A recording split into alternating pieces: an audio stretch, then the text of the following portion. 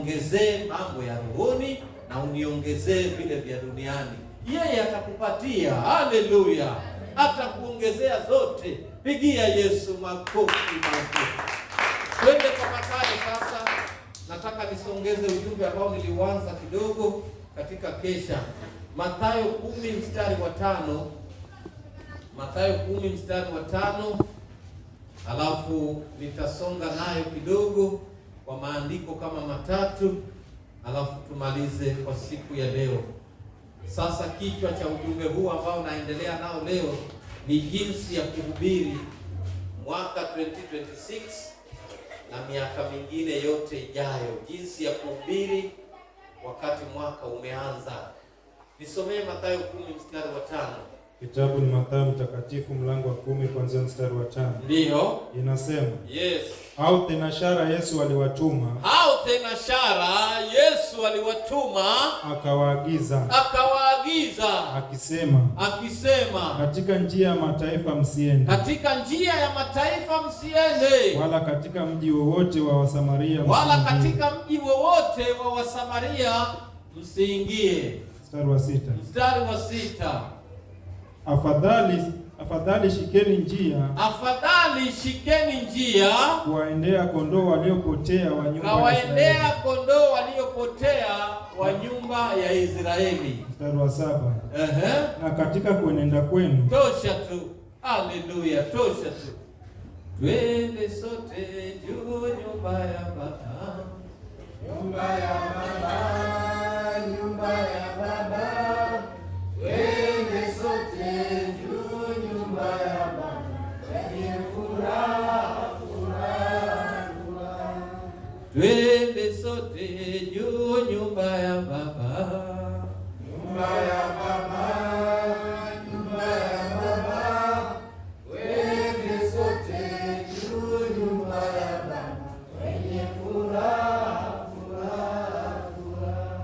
Haleluya, tunaenda sote juu nyumba ya Baba. Haleluya. Haleluya. Maandiko imesema, Yesu anaongea ya kwamba kwa mataifa msiende, na nyumba ya Wasamaria pia msiende, bali enendeni kwa kondoo wa nyumba ya Israeli waliopotea. Yesu anamaanisha nini? Anamaanisha kuna watu wengine wasipelekewe Injili, kuna watu wengine tuwatenge, kuna watu wengine tuwafanye vipi? Maana anasema katika njia ya mataifa msiende, katika mji wa Wasamaria pia msiende, lakini enendeni kwa nyumba ya wana wa Israeli waliopotea. Haleluya. Hawa waliopotea ni wapi? Na mataifa ni wapi? Na Wasamaria ni wapi? Haleluya. Wasamaria walimkataa Yesu toka zamani, na si Yesu tu. Wasamaria ni kikundi ambacho kilikuwepo ndani ya Israeli, ambayo kilikuwa kimemkataa Mungu toka mwanzo. Hata wakati wa Musa walikataa kwamba hakuna Mungu, na hata Yesu alipokuja hawakumkubali Yesu, na wakajiunga na Mafarisayo na waandishi kumpinga Yesu kwa kila njia. Hata tukiangalia katika Yohana mtakatifu 4, ukianza mstari wa kwanza ukishuka mpaka 10, kuna yule mama pale kisimani ambaye ni Msamaria, anatuthibitishia wakati Yesu amemuomba maji. Yesu akamwambia, nisaidie na maji ninywe. Yule mama jibu lake liko wazi kabisa ya kwamba sisi Wasamaria hatuchangamani na Wayahudi, mbona unaniomba maji? Ni kumaanisha Wasamaria hawakuamini Mungu na Wasamaria hawakumwamini Yesu. Ni kikundi cha watu walikataa toka mwanzo. Haleluya. Kwa hivyo yule mama akawa anashangaa, mbona huyu Myahudi ananiomba mimi maji? Sisi Wasamaria hawa hatuna uhusiano wowote na hawa. Unaona, inaleta picha kwamba hawakuwa wamemkubali Mungu toka mwanzo. Na hata leo hii kuna Wasamaria, hao ndio wanaitwa Illuminati, devil worshiper, watu wanaoenda katika mila zao na tamaduni zao, walikataa Mungu toka kitambo. Na mataifa ni baadhi ya wale watu ambao utawaendea ya kwamba anataka kukwambia neno la Kristo, akwambie ondoka hapa, na hata akushikie panga akufukuze. Haleluya! Hapo usikae, ondoka. Na Yesu alijua katika hiyo miji iliyo na watu ambao hawampendi, akawaambia msiende huko. Haleluya! Hata hivi leo kuna watu wana dini zao wamezishika tu kabisa. Kuna watu wana itikadi zao. Haleluya! Leo hii ninakufundisha 2026. Ukimwendea mtu na umwambie bana, nilikuwa nataka nikuhubirie habari njema za Yesu Kristo, akwambie toka hapa bwana, toka hapa ama nitakutandika sasa, paondoke tayari. Huyo siye. Si sawa? Huyo ndio Yesu anawazungumzia. Na utaenda kwa mwingine ambaye ameshikilia dini zake, akwambia Yesu ni nani? Mimi pesa yangu ndio nanilisha. Ma-atheist wanasema hakuna Mungu. Hao ndio grupu ya hiyo.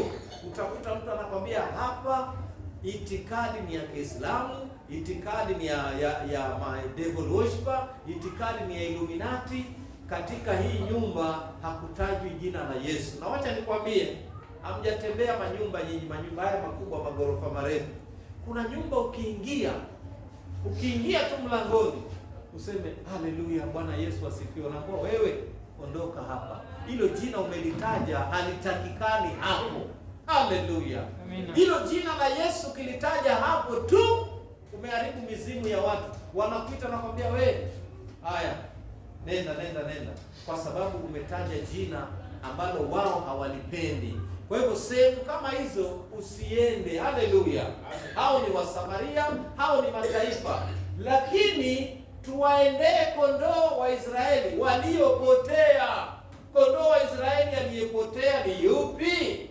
Kondoo wa Israeli aliyepotea ni yule mtu utamwendea umwambie, Bwana habari yako mzuri, ningependa tuzungumze habari za Yesu.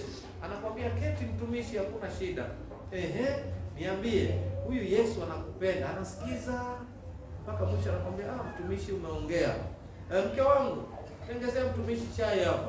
Yaani huyo ni amepotea, anahitaji tu kuelekezwa mtumishi unachotengezewa chai ya maziwa nzito na mwaga kifuani, kwa sababu ni ndugu yako aliyepotea tu. Haleluya. Alafu namhubiria, namwambia sasa ingefaa uokoke, umpate Kristo, uwe salama. Anakwambia kwani kuna gharama gani kuokoka? Anakwambia hakuna, piga tu magoti nikuombee na umeshaokoka na utatembea vizuri. Anasema haya basi, niko tayari.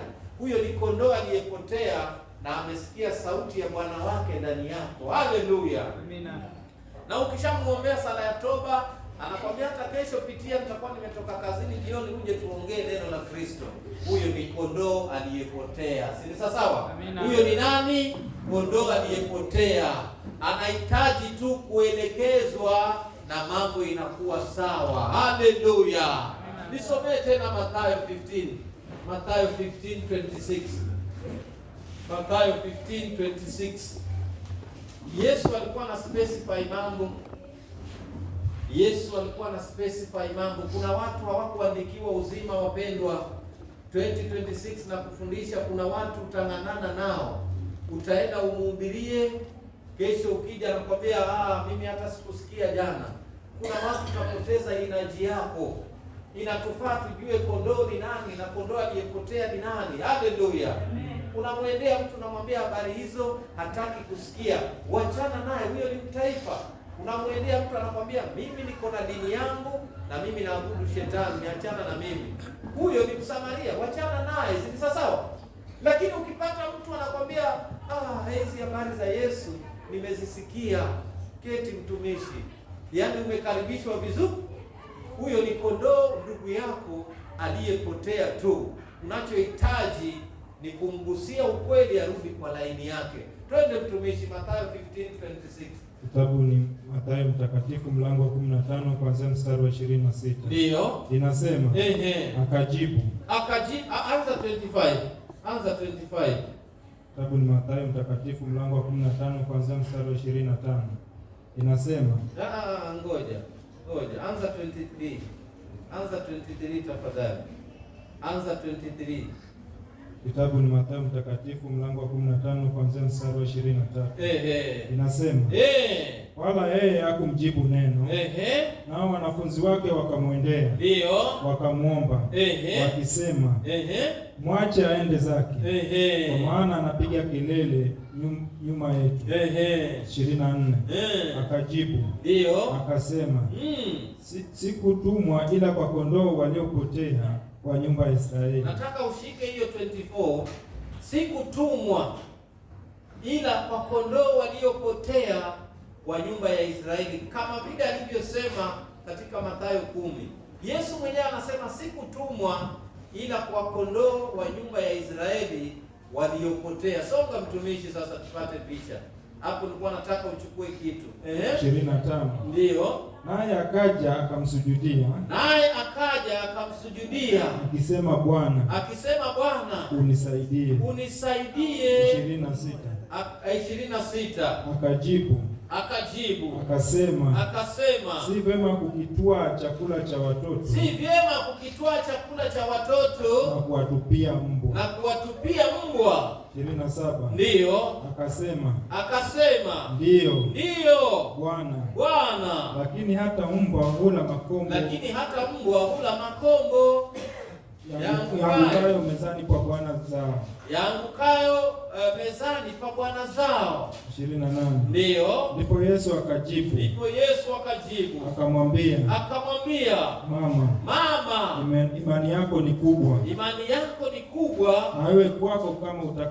na iwe kwako kama utakavyo. Akapona binti yake tangu saa ile. Haleluya! Huyu ni mama ambaye binti yake alikuwa mgonjwa, na akamwendea Yesu akamwambia, Yesu, naomba umponye mwanangu. Yesu akamwambia, hapana, sikutumwa ila kwa kondoo wa Israeli waliopotea. Yesu alikuwa anataka kujua huyu mtu kama ndiye kondoo aliyopotea ama ana imani gani. Yesu akamwambia, hapana. Yule mama, ile hali ya kunyenyekea kwake, akisema, hapana Bwana, hata mbwa hula chakula kilichoanguka mezani kwa bwana wake. Hiyo imani ya yule mama ilikuwa kubwa, na hivi ndivyo tunatambua watu ambao ni kondoo waliopotea. Kama ingekuwa si kondoo aliyepotea, angemtukana Yesu na kumwambia, kwenda zako, mimi hata sikuwa nimekuita hivi, kwenda pumbavu wewe, hata usipite tena na hapa kwetu. Lakini huyu mama, Yesu anamwambia, hapana, mimi sikutumwa kwenu, nimetumwa kwa kondoo wa Israeli waliopotea. Kwa sababu yule mama alikuwa hajamkubali Yesu na alikuwa haamini kwa Yesu.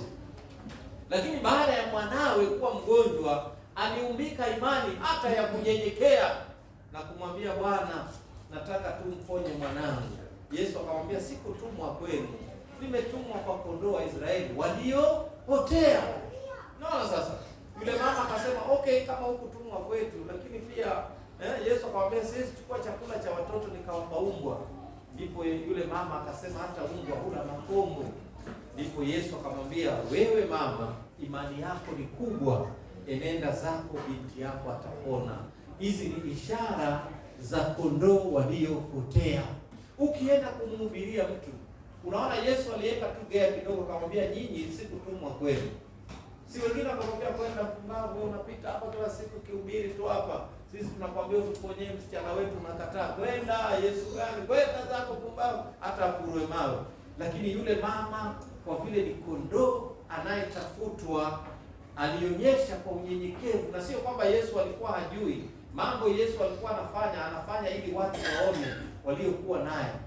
Yule mama kwa kunyenyekea kwake ilionyesha wazi kwamba huyu ndiye kondoo anayetafutwa, maana alinyenyekea na akakubali kuitwa mbwa, na yeye kama ni mbwa ale makombo. Hivi sasa ukienda kumhubiria mtu, wakati unamkemea, kwa nini umefanya hivi? Kwa nini umelewa? Unakuta umekutana na mlevi anakwambia, mtumishi, pombe inanitesa. Mimi kila saa nikilewa naanguka kwa mtaro. Mtumishi, usinipite leo. Walevi wanasema, wakikujua wewe ni mtumishi na ukipita mahali wamelewa, watakwambia, mtumishi, niokoe hapa, hii pombe inanimaliza. Sasa wewe kama mtumishi, hasira za kiungu zitakuingia, mwambie, wewe nakukanya kila siku usinywe pombe. na nishakuombea na utaki kusikia. Kwa nini unarudia hii? Utamuona yule mlevi anakwambia, pole mtumishi, niombee tu, siku moja nitaokoka. Huyo ni kondoo, hata kesho mfuate tena. Lakini yule ambaye ukimwambia anakwambia, kama utaki mtumishi, nenda na wokovu wako, siletee mimi, songa na mbele, huyo siye. Haleluya. Lakini mlevi anakwambia, mchungaji nisamee, maana huwa tunawakemea, nishakuombea, nishakukanya, nishakushauri, mbona unarudi tena? Hakasiriki.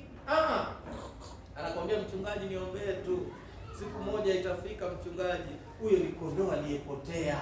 Huyo hana shida, mfate kesho, mshauri, na kesho kutwa na tena. Lakini ukikutana na yule ambaye anakutukana hata wewe uliyemhubiria, anakwambia usipite tena na hapa, huyo siye. Ndiyo Yesu akaonyesha mfano kwa kumkataa yule mama ili aonekane tabia zake. Mimi sikuja kwenu, nimekuja kwa kondoo wa Israeli waliopotea. Mama akaonyesha mfano mzuri kwa kumwambia Yesu, hata mimi pia nala chakula cha umbwa, wewe nifanyie tu, nimekubali kuwa umbwa leo. Yesu alimwambia nini? Imani yako ni kubwa.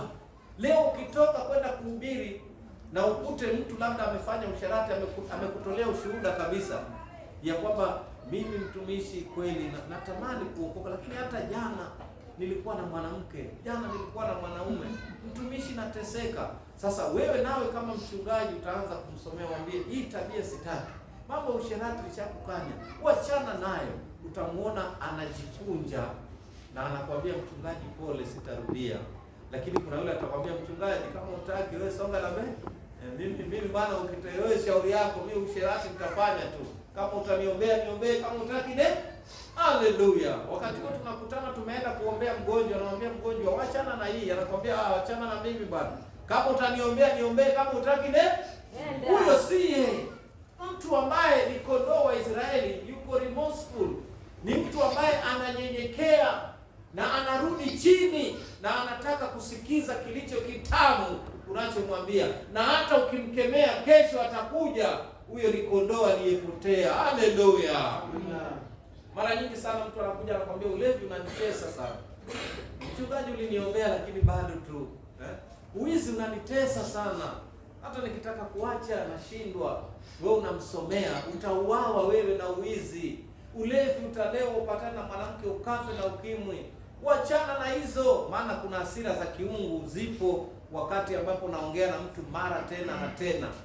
Sasa katika zile hasira, ukitaka kujua kondoo hata kasirika, mbuzi atakudunga na pembe na akuweke kando. Haleluya. Ndipo Yesu akamwambia yule mama, wewe mama, niondokee. Hata wanafunzi wa Yesu hapo nyuma, ukianza 22 nasema wanafunzi wa Yesu walikuwa wanamsukuma yule mama kando, akae kando. Ndipo Yesu akawaambia, mwacheni aje aseme. Yule mama aliposema, mwanangu ni mgonjwa, anahitaji hivi na hivi, Yesu akamwambia, si kuja kwenu nyinyi wa Samaria na watu wa mataifa, nimekuja kwa kondoo wa nyumba ya Israeli waliopotea. Ndipo mama akaonyesha kwamba yeye ni mmoja wa kondoo waliopotea kwa kunyenyekea kwake na kusema, Baba, hata kama ni umbwa leo, mimi niite umbwa, wacha niwe umbwa leo, lakini mtendee tu mwanangu, ili mwanangu akapate kupona. Wapendwa, ni siku za mwisho.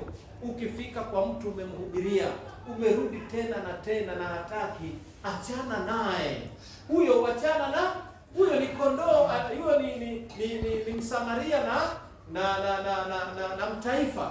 Lakini kondoo ana huruma yake, kondoo ana dalili zake. Haleluya. Twende tena kwa Luka. Mtumishi, twende tena kwa Luka, alafu nisonge kidogo. Nisomee Luka 10 anzia mstari wa 5. Luka 10 mstari wa 5.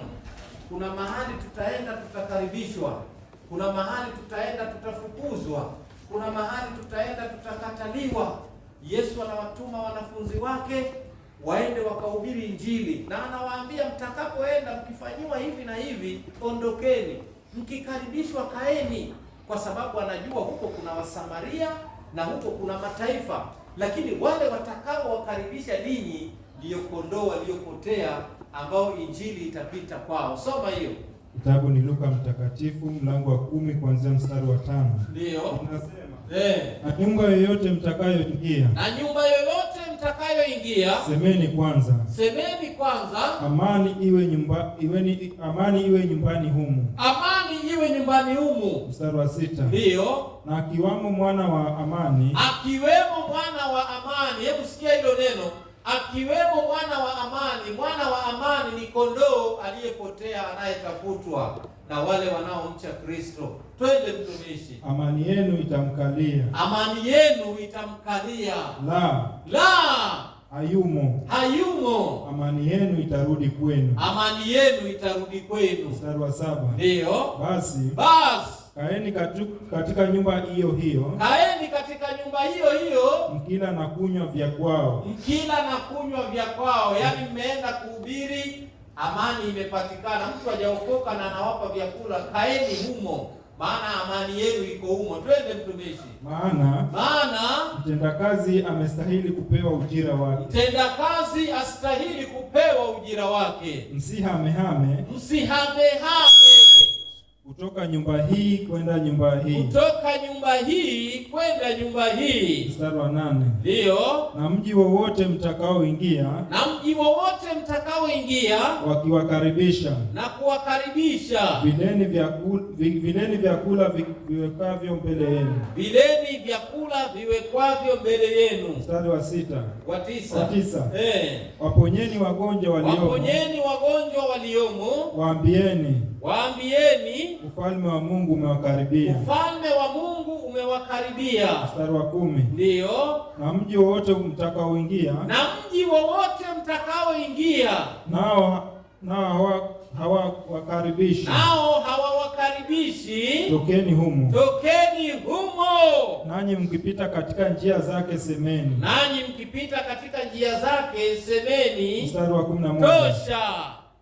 Inasema na mji wowote mtakaoingia, msipokaribishwa tokeni humo. Haleluya.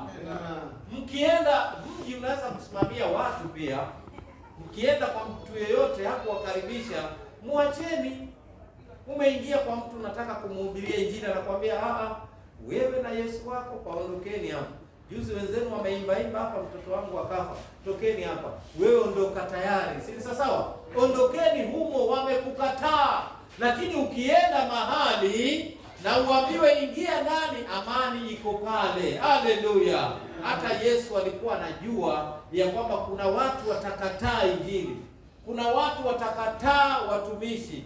Kuna watu watakataa watu wanaomcha Kristo. Kwa hiyo leo nakufundisha 2026. Ukishamhubiria mtu na hataki kuwa na amani na wewe na Kristo, achana naye. Hata hii urafiki hii. Unaona hii urafiki? Ushaona dalili kwamba huyu mwenzangu hataki Kristo. Nimemwambia habari za Kristo, hataki. Ondoka humo, tokeni. Yesu anasema mkiwa mmefika katika mji na msikaribishwe, tokeni. Ndugu yako umemhubiria jirani yako injili hii, hataki. Achana naye. Wewe unashikana naye, mwisho unajisahau, unaingia kwa mambo yake, unaanza kuvaa kama yeye, unaanza kuwa na tabia kama yeye. Na Mungu alishasema ya kwamba ukifika kwa mji ambao hakukaribishwa, ondokeni huko. Karibu ile ni kukubali Kristo aliye ndani yako. Mtu anayemkubali Kristo aliye ndani yako ndio amekukaribisha na wewe. Haleluya. Wajua kuna msemo tulikuwa nao ya kwamba ni lazima tutafute watu tuwahubirie, wapende wasipende, watake wasitake, tutawahubiria. Kumbe Yesu hakuja kwa wote. Kuna wale ambao hata Yesu mwenyewe alisema hawa wamenishinda hata mimi, nyinyi msiende kwao. Haleluya. Wako kondoo wa Israeli wanaoisikia sauti ya Bwana wao. Haleluya. Mumeingia katika mji, Yesu anawaambia mkifika, hiyo Luka 10 kuanzia 5 iko very clear. Mkiingia katika nyumba yoyote, mkipata amani, karibieni. Amani haimo, ondokeni. Haleluya. Yesu anawapa masharti hao wanafunzi wake, kwa sababu alijua kuna Wasamaria na kuna wa mataifa hawatakubali kabisa neno la kweli. Haleluya. Bwana Yesu asifiwe. Wacha twende kwa Yohana 10 Yohana 10, nisomee mstari wa 14 mpaka 16.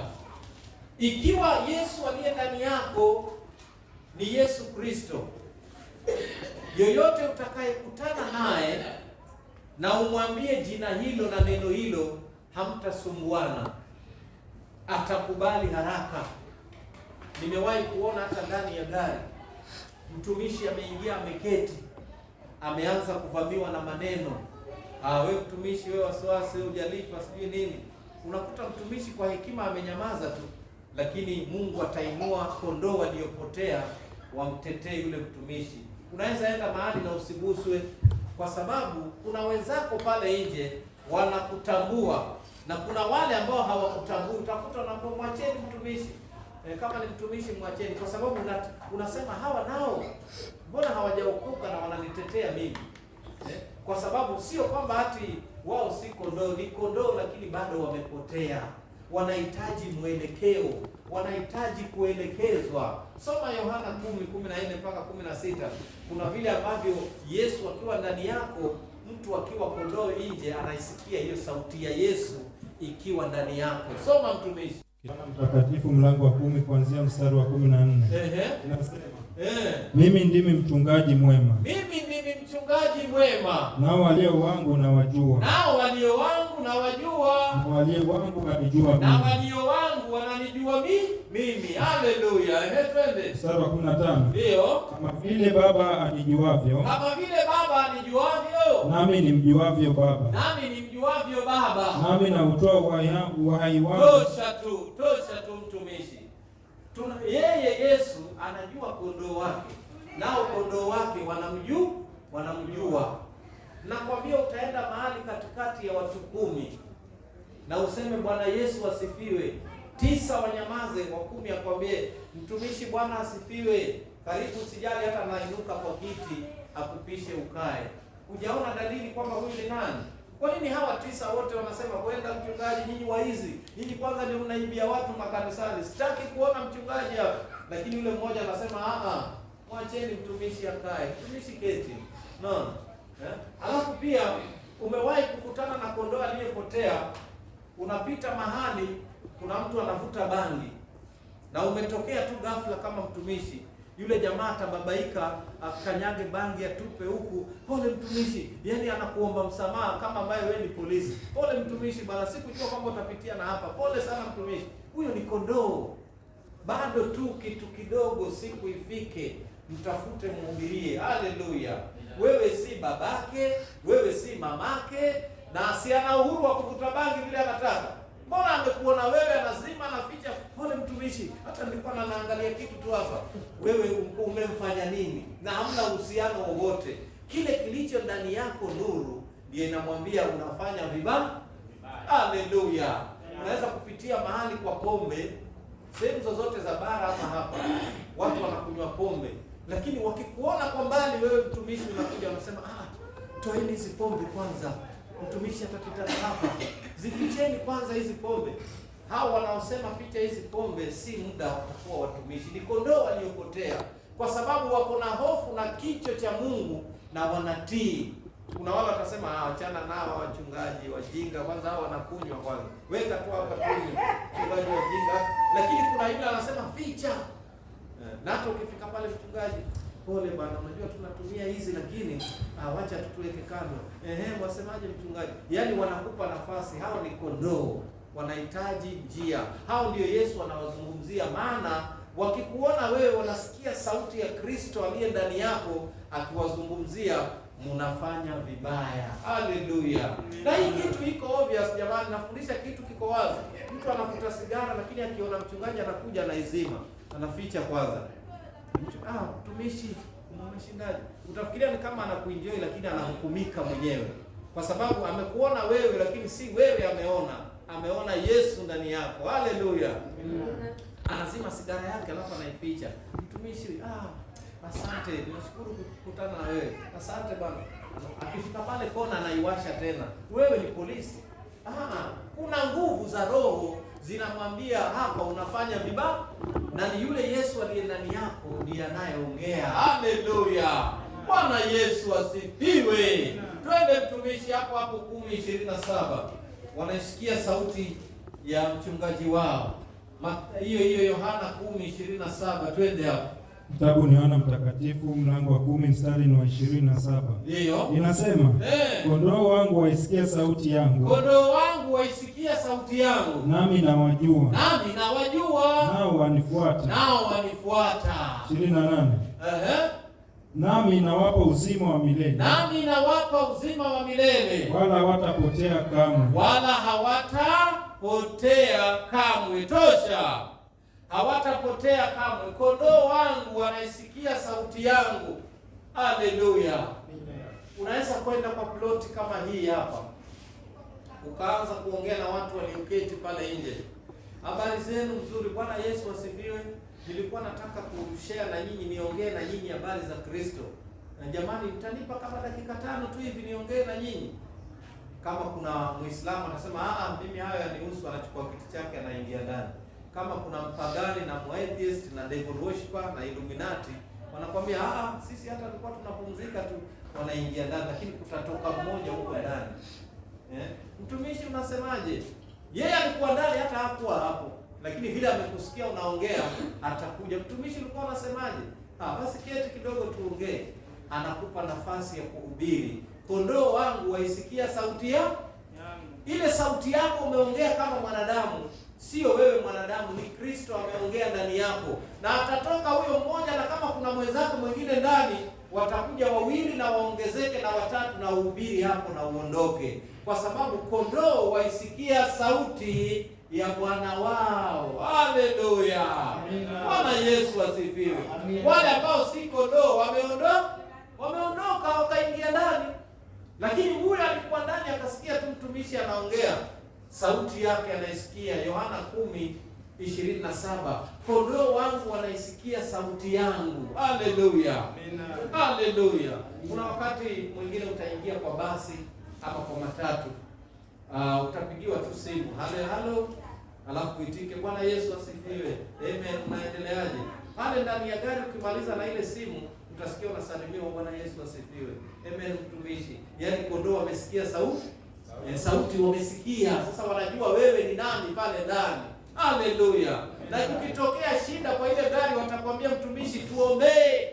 Iwe tu kuna shida, mtumishi, sasa tuombee, wanalia na wewe. Haleluya.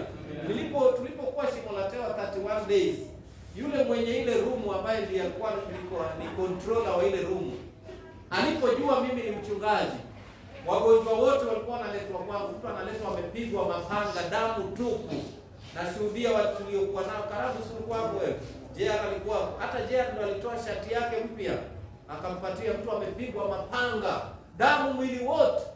Alipoletwa yule msimamizi wa ile block akasema, hapana, nenda ndani kwa mchungaji, wanaogopa hadi atakufa. Sasa mimi ndio nabarikiwa vipi? Kila mgonjwa anayekuja, nenda kwa mchungaji, nenda kwa mchungaji. Wakishapona nao wanaondoka tu. Jera alitoa shati yake mpya akapeana huko Jera, nakumbuka. Kwa sababu hatukuwa naye block moja, lakini alipomuona yule jamaa Jera akasema niko na shati ya pili. Akampatia yule mtu. Yule jamaa alikuwa ameloa damu, alikatwa. Yaani alifufukia mochari. Alipigwa na mob justice. Akaenda kufufukia mochari. Ndio naja kuwekwa naye mpaka asubuhi. Haleluya. Kwa sababu gani? Yule msimamizi wa nyumba anajua huyu ndio mtumishi, wacha tumsukumie mizigo yote. Na kuna mzee pale ndani alikuwa ni mchungaji pia. Aliponiona akaniita, akaniambia, hapa nimekaa karibu miezi 8. Davis akiwa hapa alikuwa shahidi. Hapa nimekaa karibu miezi 8. Mchungaji, na kuomba nipumzike. Nimetosheka hapa ndani. Naombea wagonjwa kila siku, naombea watu kila siku. Sasa mchungaji, chukua nafasi. Akanipa hiyo nafasi. Na kunipa hiyo nafasi haikumaliza wiki akatoka yeye. Sisi tukabaki pale kama mimi ndio mchungaji. Haleluya. Nakwambia kukija mtu yeyote amefanywa vituko kwako, kwa sababu wanajua hapa ndipo. Haleluya. Wanaisikia sauti ya Bwana wao. Haleluya. Nimesema pale na hawatashindwa kamwe, si ndio? Hapo mwisho. Haya, nisomee sasa Mathayo 16:18. Mathayo 16:18. Mathayo 16:18. Sisi ambao ni kondoo na hata wengine ambao bado wako pale nje watazunguka, watateseka, lakini hawatapotea. Mtu yeyote aliyeandikiwa uzima, hata kama hajaokoka, hatapotea. Hebu soma tumishi 16:18. Kitabu ni Mathayo mtakatifu mlango wa 16 mstari wa 18. Ndio. Inasema, nami nakwambia, wewe ndiwe Petro, na juu ya mwamba huu nitalijenga kanisa langu, wala milango ya kuzimu haitaishinda. Wewe na mimi ndiyo Petro wa leo, na ikiwa msingi wa Kristo umejengwa juu yako kama kanisa, hata malango ya kuzimu haitaishinda. Kuna watu pale nje ni kondoo na hawatashindwa pale nje. Siku moja tu watabadilika na kuingia ndani, maana imesemekana malango ya kuzimu haitashinda kanisa ambalo Yesu ameliteua, kanisa ikiwa ni wewe. Kama kuna mtu ameteuliwa pale nje na Kristo na ni kondoo aliyepotea, kuzimu haitamshinda huyo mtu. Siku moja tu atasikia sauti, hata kama ni kwa redio, hata kama ni kwa TV, na hiyo sauti ya Mungu wake, sauti ya Kristo itamleta karibu, naye ataokoka tu, hatapotea. Haleluya! Lakini Yesu anasema mataifa na Wasamaria achaneni nao. Yoyote wa nyumba ya Israeli. Nyumba ya Israeli ni nyumba ya Yakobo. Nyumba ya Yakobo ni nyumba ya watu waliookoka. Malango ya kuzimu, mishale ya kuzimu haitashinda mtu yoyote yule ambaye ameitwa na Kristo na ni kondoo aliyepotea. Atapotea, lakini siku itafika atasikia sauti ya Bwana wake ikimuita. Haleluya! Nasema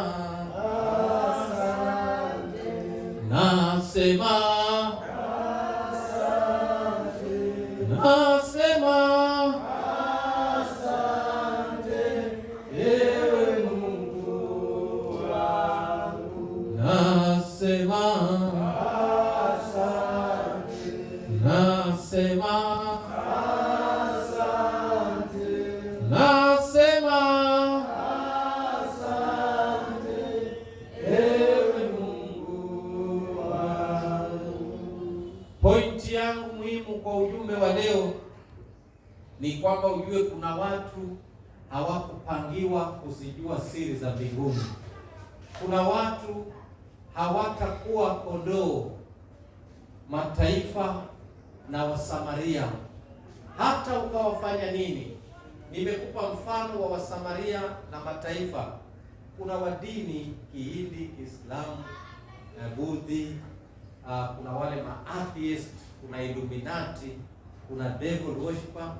Hata saa hii ukimtajia Yesu atakwambia mambo mengi sana ya sayansi na hautamweza wewe. Kwa hivyo huyo hakuhesabiwa, msiende kwao. Haleluya! Isije na yeye akakupiga chenga akakuingiza wapi? Kwake. Si sawa? Lakini kondoo waliopotea wana dalili zao.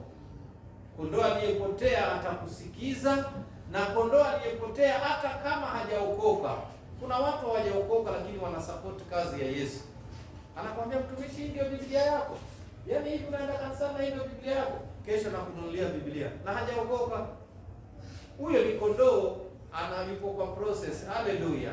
Kama vile Kornelio alikuwa kwa process tu, alikaa muda mrefu akifanya mambo mazuri. Hapo watu wapotee.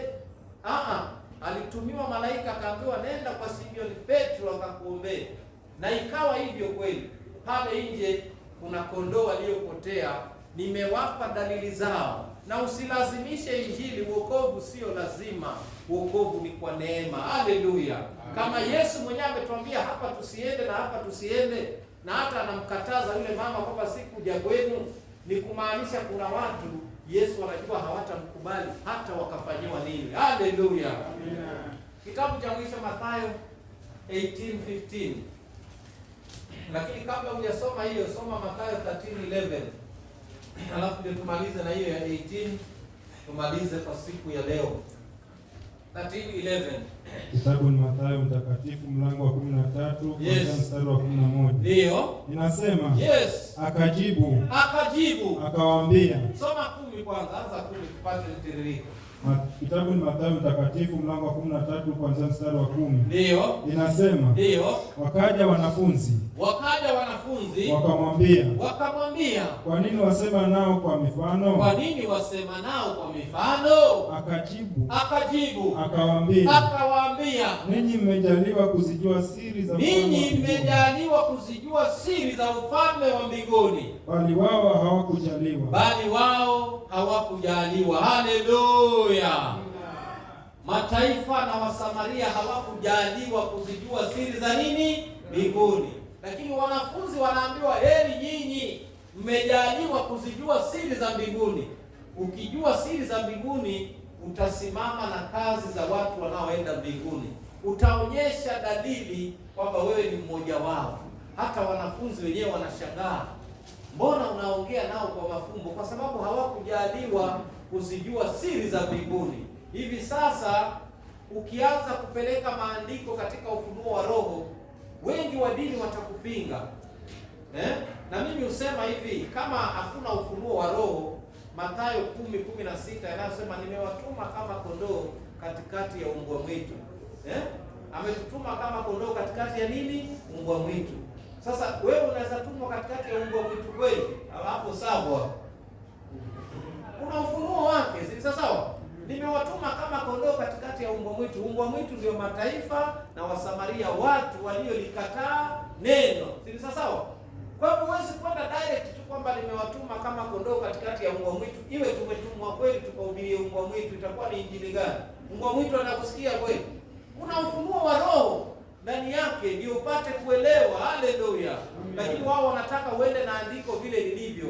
Hawakujaliwa kuzijua siri za mbinguni. Anayejua siri za mbinguni anaelewa mbwa ni mtu ambaye hajaokoka, mbwa ni mtu mpinzani, mbwa ni mtu asiyetaka kulisikia neno. Haleluya! Huo ndio ufunuo. Lakini kama haukujaliwa kujua hizo siri, utashindana tu. Haleluya! Lakini ukweli ni kwamba wapo waliopewa kuzijua siri za mbinguni. Nisomee hiyo Mathayo tumalize kwa siku ya leo. Baba naomba barikiwa na sitoki hapa usiponibariki.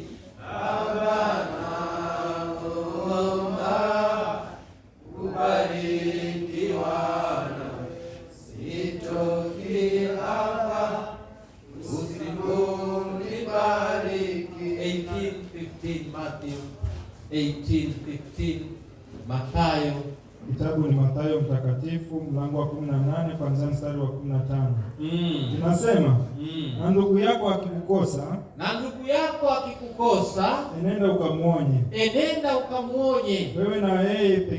Wewe na yeye peke yenu.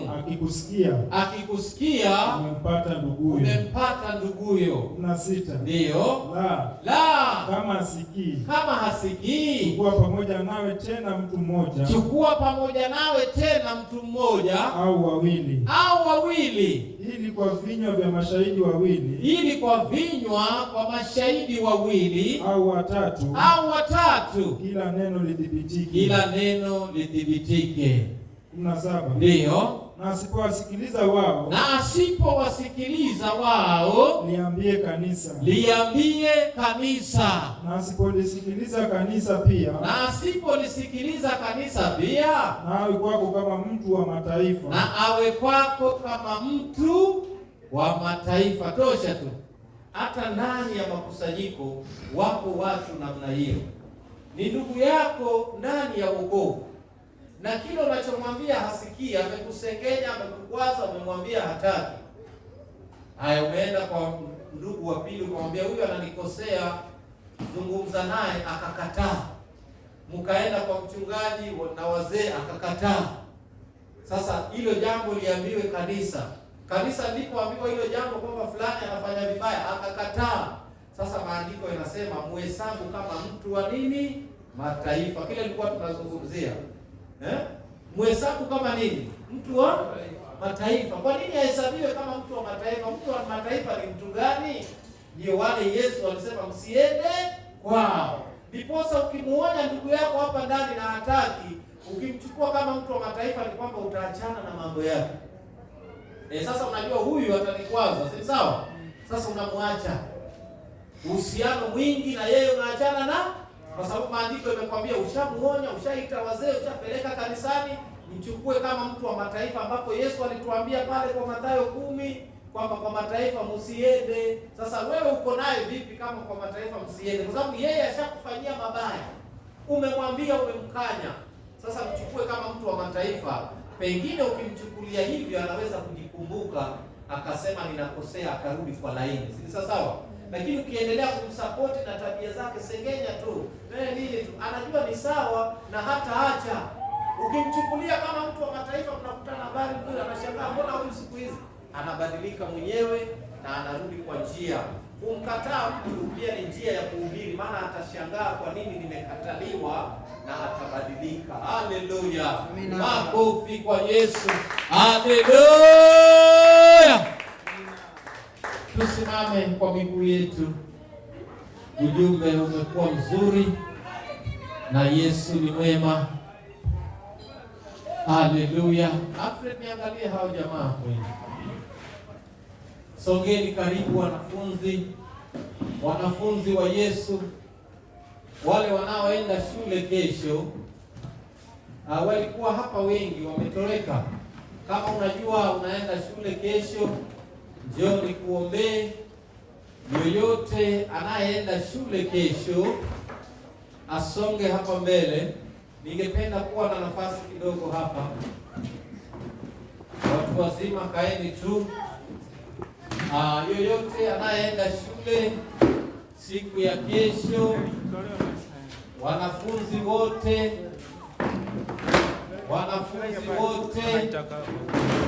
jioni hapa niombe pamoja nanyi.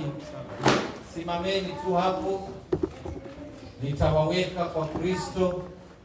Keni wewe si mwanafunzi. Songa tu Keni. Hapo ushamaliza grade 10. Amen. Aya, songeni karibu na mimi niwaombee. Songeni. Songa hivi. Wewe songeni. Baba, wewe ni wa rehema. Unasema kwa kinywa cha mtumishi wako Mathayo 18:1 kwamba tuache watoto wadogo waje kwako, maana ufalme wa mbinguni ni wao. Yesu, watoto hawa wanaenda shule na wanasoma. Ninaomba ufungue akili zao mwaka huu zaidi. Wacha kile ulichowapa mwaka jana ukawaongezee zaidi mwaka huu. Wanaposoma wakapate kuelewa. Mwanafunzi yoyote anayesoma na kusahau, hiyo roho inaikemea kuanzia sasa. Yesu, wape mwelekeo wanapofundishwa wakapate kusikia. Baba, shetani ni mwerevu, anapenda kuwapa watoto ugonjwa wa macho.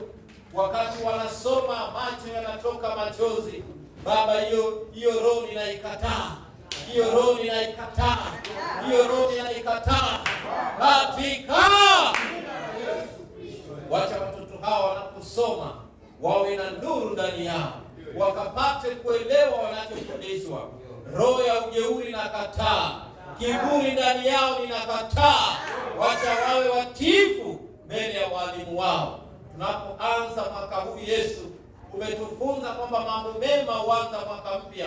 Watakapoingia shuleni kesho, wacha wawe tayari kushika chochote wanachofundishwa. Yesu, wafungue akili zao, waweke huru akili zao, wacha wakashike masomo wanapofundishwa. Baba, tawala akili zao, isiwe akili zao zinatumika bila wewe. Kaa ndani yao Baba, maana ni watoto wetu. Ninajua unaenda kuwatendea. Roho za giza zinazowaandama, tamaa na roho za wanadamu za wivu na chuki, hizo ninazingoa na kuzisambaratisha. Wanaotakia watoto wa watu mabaya, ninakataa hizo roho, ninazisambaratisha katika. Wacha watoto hawa Yesu, wanapoingia muhula huu, matokeo yakabadilike, mahali uliwafikisha uwapandishe hata juu zaidi, ili wakawe na matokeo mema. Asante Yesu, maana unaenda kutawala maisha yao ya masomo, na ni kwako Kristo nimeomba na kuamini. Amen. Nataka namba moja. Nataka namba moja. Mwezi wa nne ukifika, nani namba moja? Namba ni moja, sawa? Dr. Esther namba. Wewe pia unasema wewe ni profesa, sawa? Nataka kuwa profesa. Asanteni sana watoto, hata wale ambao wako nyumbani, Yesu atawafunika. Tusonge sasa tuombe na wale wanaosafiri. Tusongeni karibu. Nataka utamke kitu aliye njiani kuja huku na wanaoenda nyumbani, safari yao iwe njema. Tusonge tu hapa karibu. Tusonge tu hapa karibu. Jina nilipendalo jina Yesu, nilipendalo jina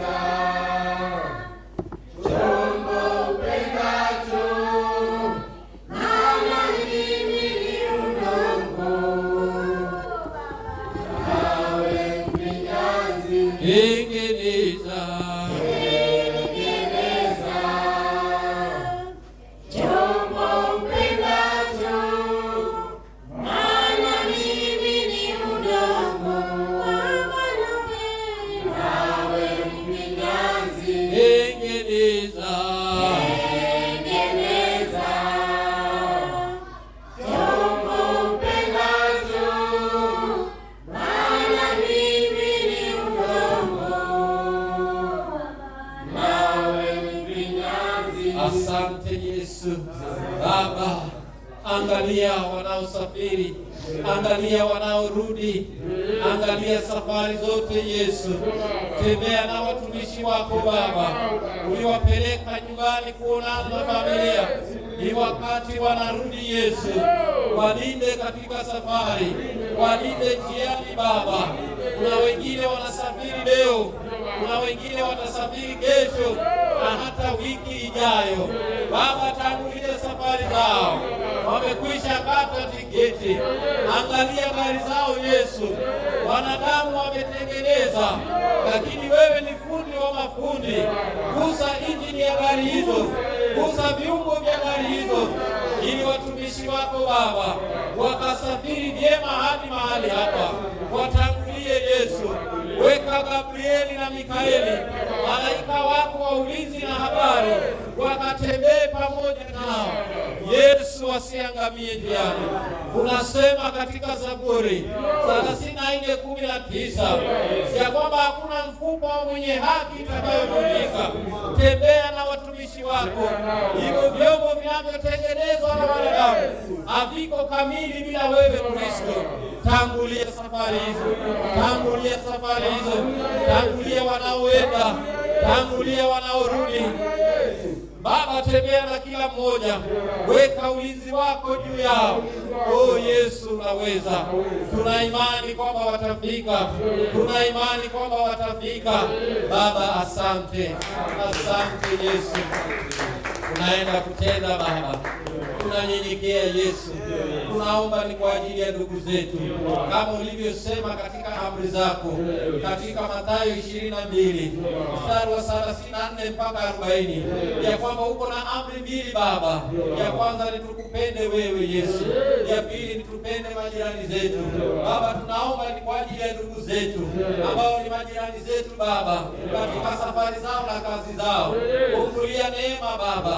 Roho za ajali tunakataa, roho za ajali tunakataa, roho za ajali tunakemea, roho za ajali tunang'oa, roho za ajali tunang'oa, roho za ajali tunasambaratisha katika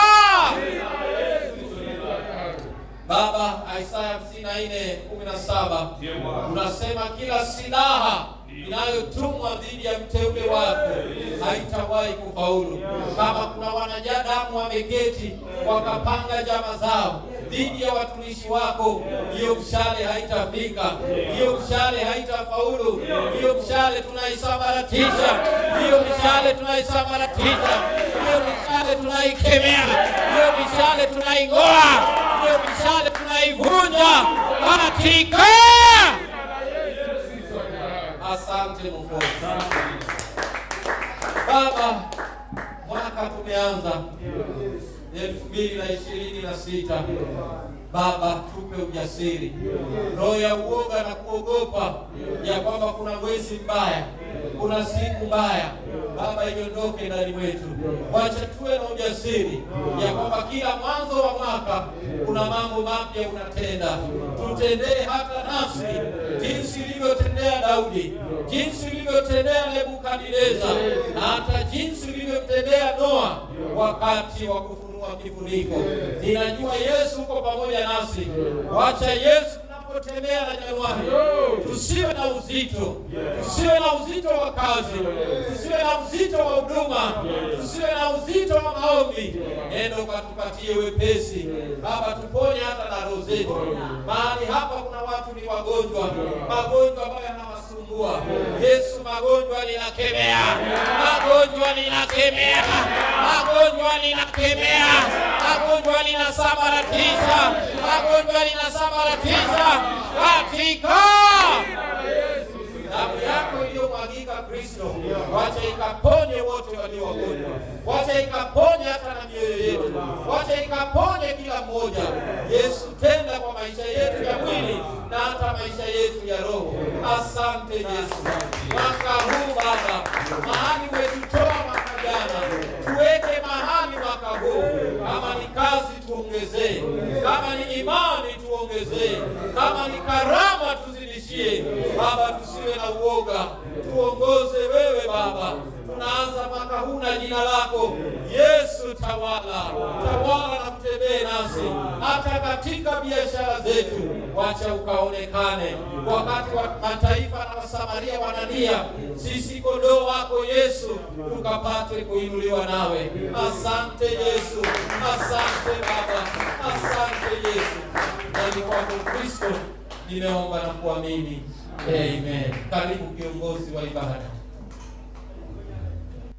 Pigieni mchungaji makofi mazuri. Pigia Yesu makofi mazuri.